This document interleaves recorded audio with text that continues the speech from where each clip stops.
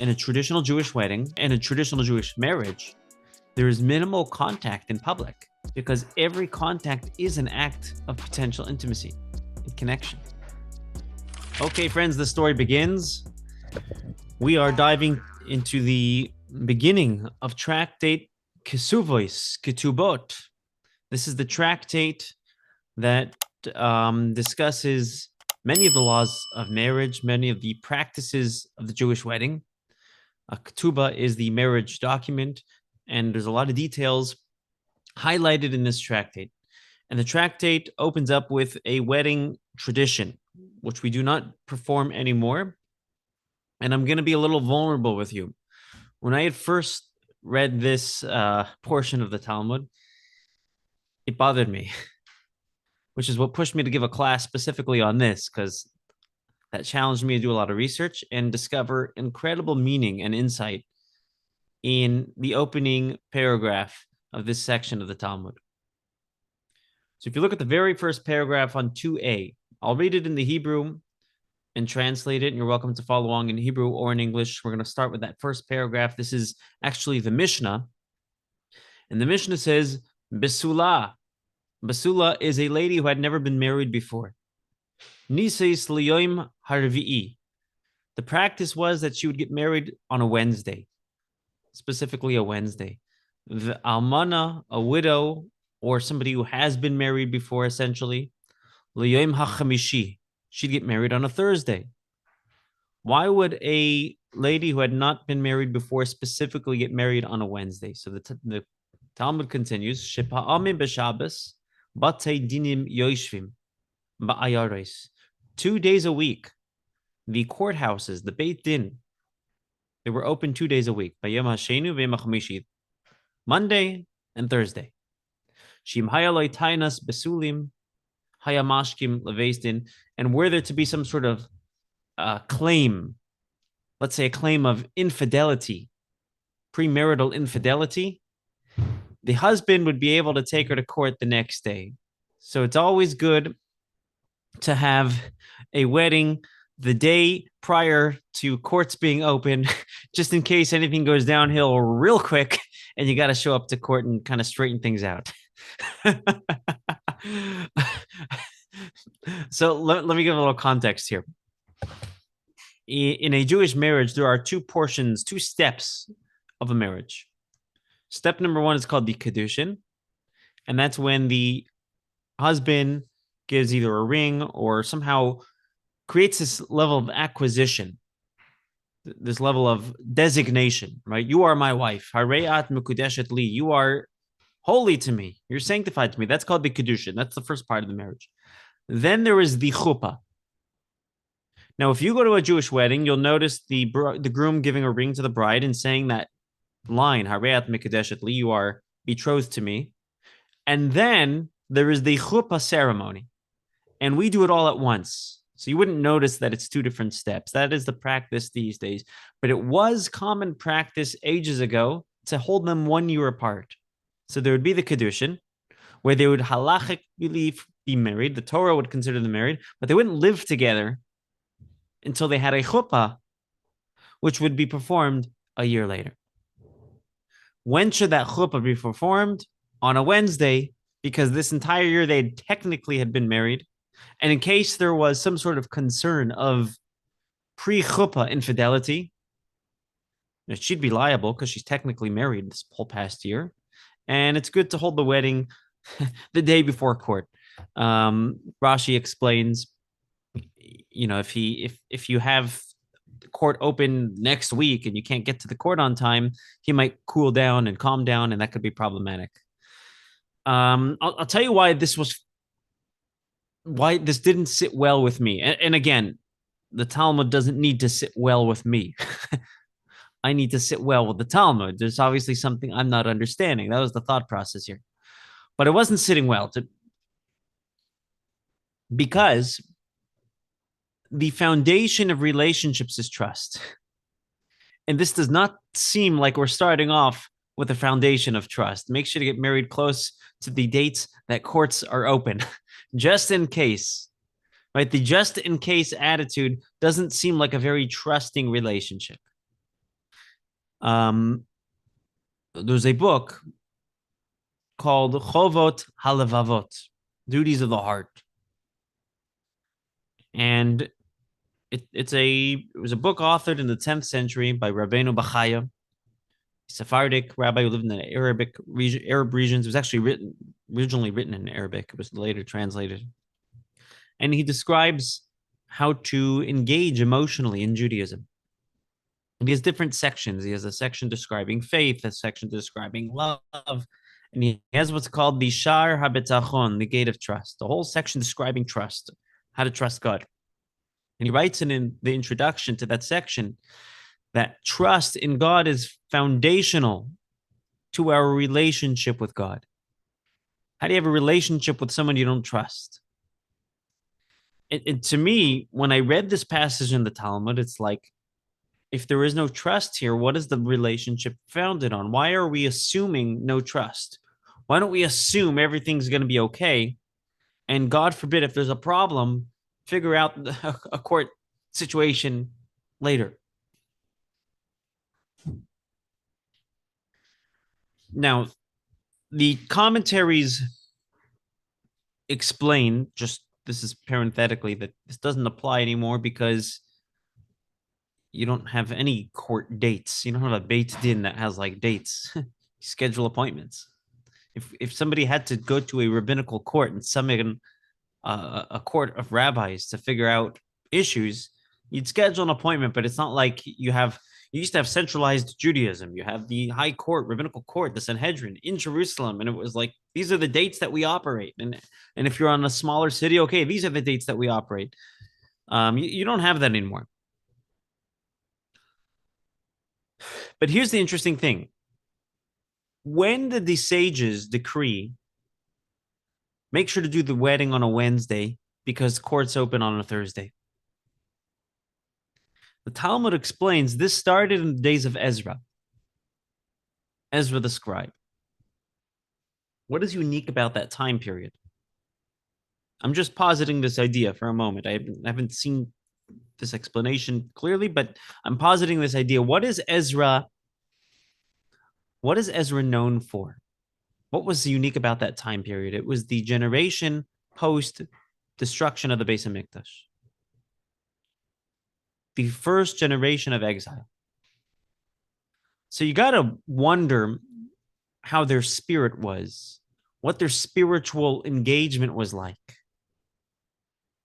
Probably challenging. They had a Beis Hamikdash, they had a temple, God's presence was revealed, there was a certain lofty experience and inspiration in the air, and the Babylonians had destroyed it. We've been exiled away from our land.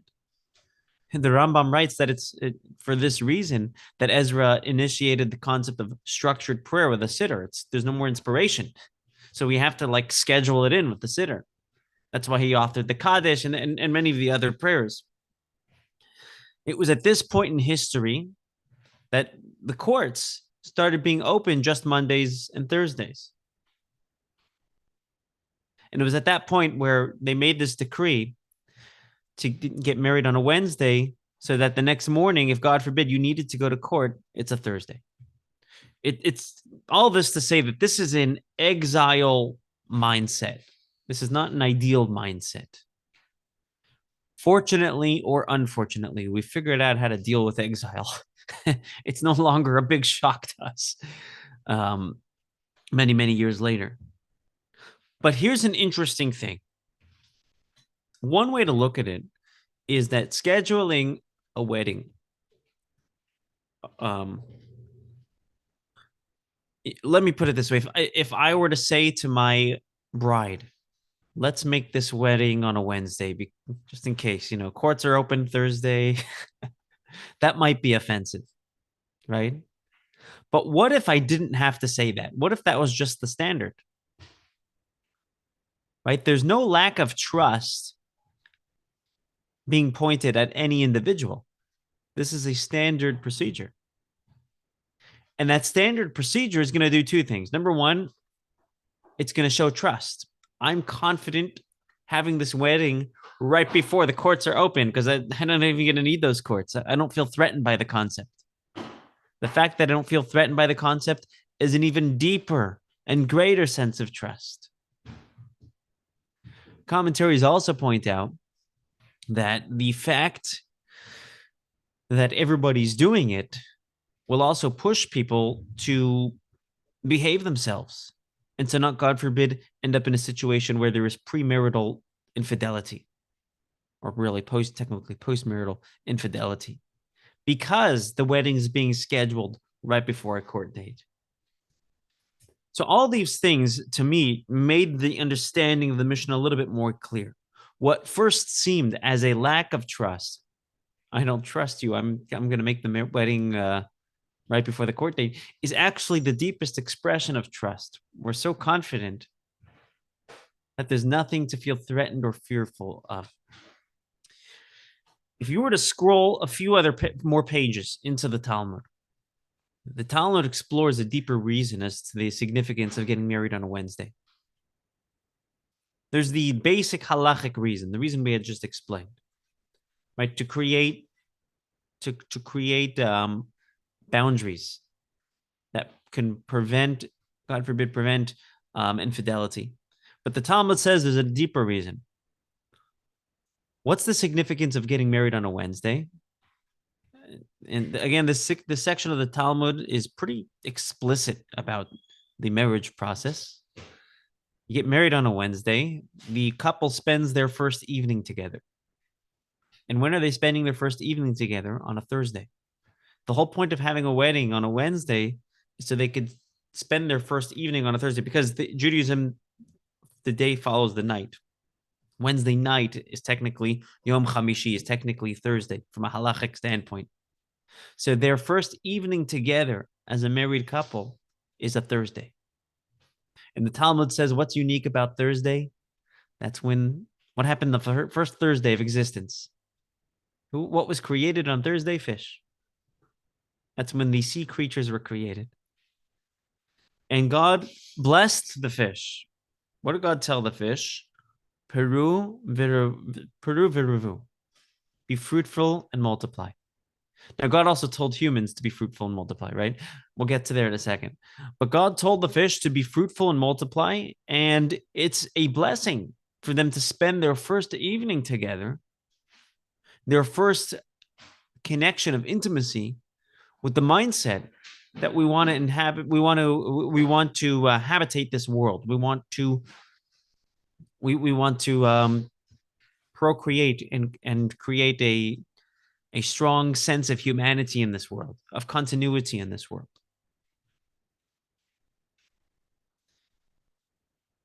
If you look in the Torah, where Yaakov is on his deathbed, he's in Egypt, he's finally reunited with his boys, and he's giving them blessings.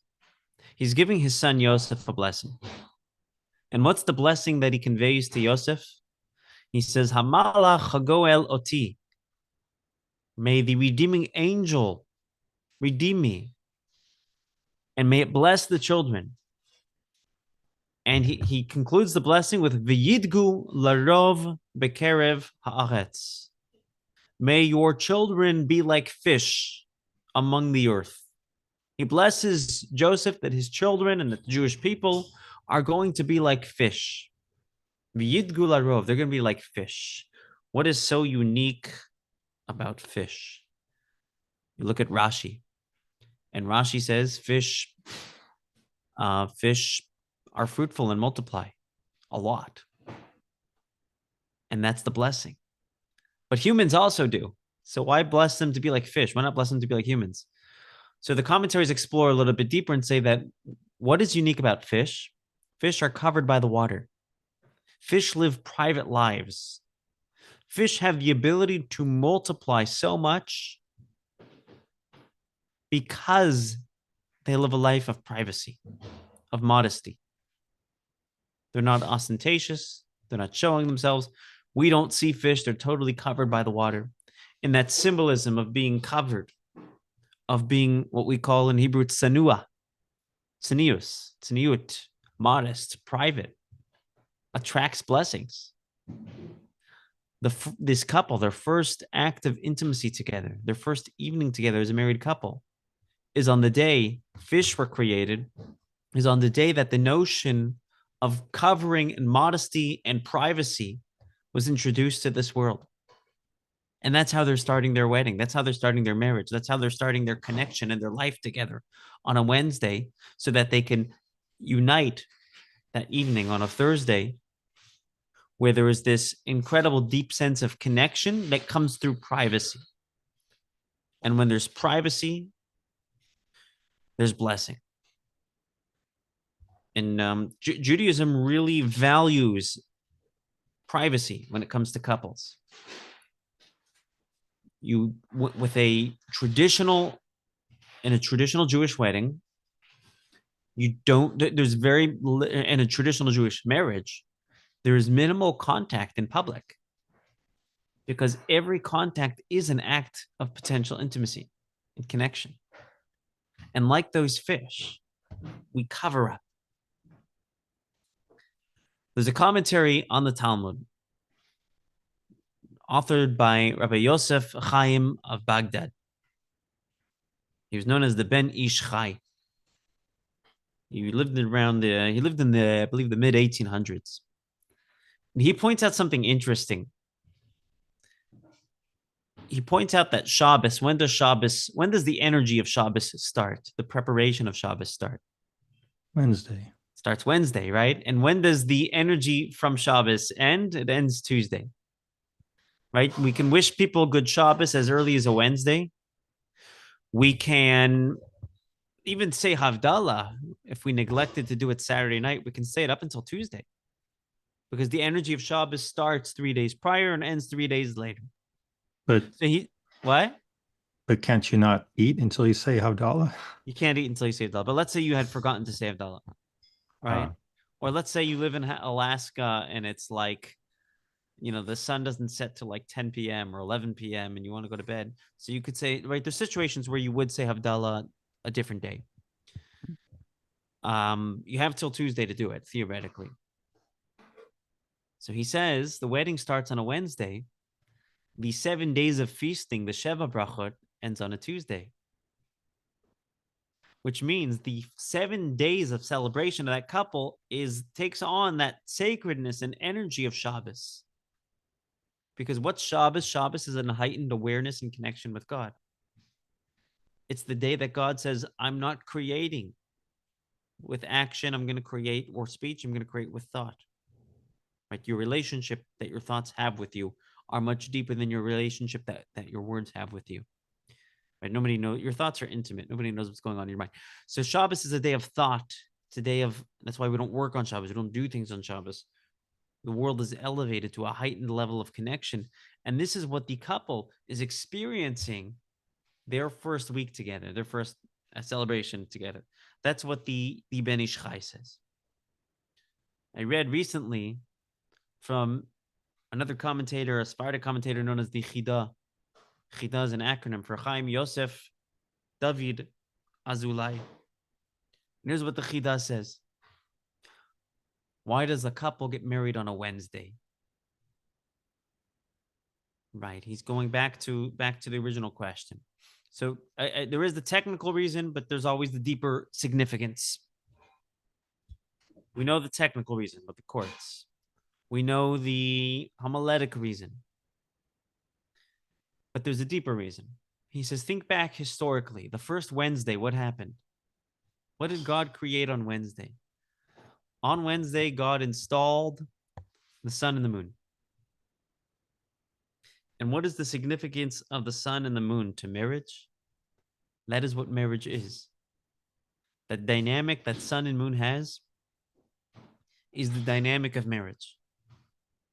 And he says the couple needs to know this. They have to take that energy with them. Because the sun shines outward and the moon receives the light of the sun and produces its own moonlight based on the light of the sun. A husband and wife gets together. The husband conveys energy. And I mean this on every level, physiologically, spiritually, emotionally, financially, biologically.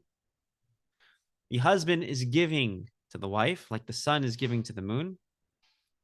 The wife receives it and produces her own version of what she had received, which is why the husband is the giver, the wife is the receiver slash producer. We call this the mashpia, the giver, the makabel, the receiver. Sometimes when there's challenges in a marriage, sometimes there's challenges in the giving receiving dynamic. Sometimes the husband's not stepping up to the plate and initiating to give. Sometimes the wife is not opening herself up to be able to receive. Sometimes she's not receiving because he's not giving the way she should be receiving, right? So it's a cycle. It's a dynamic cycle that can just repeat itself. And he says the couple needs to know this. The couple needs to know that their peace is dependent on that dynamic. This is not a popular teaching in 2024 because it implies that there's gender roles. It implies that everybody has their designated God-given role that they don't get to choose, their identity that they don't get to choose. And that is the truth. I don't know if YouTube is going to cancel me for this or not, but that is the truth. There are roles inherently given within us. And if we can recognize and tap into what our mission in life is, we can connect together on a very deep level. And there's the sun's role to illuminate, to give. There's the moon's role, which is to receive and turn that into something independent and output that in its own language. With that comes the need for incredible humility, because unlike the sun, the husband can't just illuminate the way he wants to illuminate. You have to illuminate in a way that you're going to be received. You have to illuminate intentionally. You have to give intentionally. And the moon has to receive intentionally. But when that happens, there's beautiful moonlight. I recently read from the Lubavitcher Rebbe another explanation. There's the well-known midrash. When you look at the story of creation, the midrash tells us this. You look at the story of creation. It said that God created the two great luminaries. The two great luminaries. The large sun and the small moon. This is the gist of what the Torah says on day 4 of creation, on Wednesday of creation. And the midrash says, if there's the large sun and the small moon, why are they two great luminaries? It's one large luminary, one great luminary, and one less greater luminary. So the midrash says that when God had first created them, they were equal. Right? And the moon felt jealous. The moon says to God, are you sure you need two sources of light? The moon had its own independent light. Are you sure you need two sources of light? A sun and a moon that are both going to provide light at this? Like, what's the point in that? Insinuating that he wanted to be the larger luminary, but he didn't. And God says, you know what? You're right. And he made the moon smaller. And not only is the moon smaller, the moon doesn't have its own independent light. It's only going to reflect the light of the sun. Which means this is like the beginning of exile. This was the first budding flavor, if you will, of exile, of less light in this world because of the ego, essentially. Right? Light being diminished in this world because of the ego. This is when it all started. This is what exile is. The Talmud says that the Jewish people are like the moon, because the moon is given this current state of the moon, it's constantly waning and waxing. It's growing and growing. It's as it cycles around, with its in its proportion to the sun, gets larger and larger, or at least looks larger and larger, until it gets smaller and smaller and smaller. And this happens with the Jewish people. We have our high points in history. We have our low points in history. We have times in our life where we feel very close to God, and times in our life where we feel very distant to God. The times of King Shlomo, King Solomon, during the first Beis Hamikdash, it was known as a time where its moon was in the full state. Now, I don't know if the moon was physically in full every single day, but philosophically, what that represents is complete light. That definitely that divine light, that spiritual light was there. Despite the moon being diminished on a Wednesday, the Jewish people are like that moon. We cycle through life. Despite that happening on a Wednesday, the Jewish people get married on a Wednesday. God says you're still going to have a connection with me. That's what marriage is. Marriage is, why get married? What is the purpose in marriage? Why can't we just have a civil union? Why can't we just live together or just be roommates? What is the concept of marriage? Marriage is a religious institution. And what is its purpose? Marriage is the unification of two souls. It's that dynamic that we're talking about of sun and moon coming together and completing each other. But what marriage really means is that we are inherently connected and we are officially